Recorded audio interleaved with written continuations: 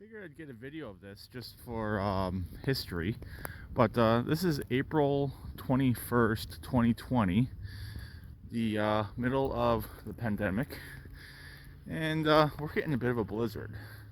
It's not overly cold out. It's maybe +4 Celsius, but as you can see, you can't see much at all. That's facing towards a schoolyard. But yeah, the camera actually makes it look better than it actually is. That's facing back towards my house. But about an hour ago, not even, it was 100% clear out here. Then right around 9:55 or so, it was hailing.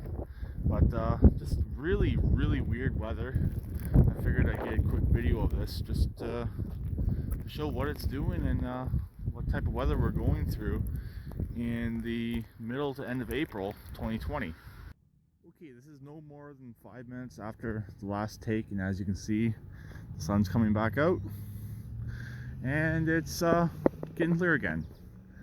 And it's supposed to do this for the next 2 days, on and off, all day long. Bye for now.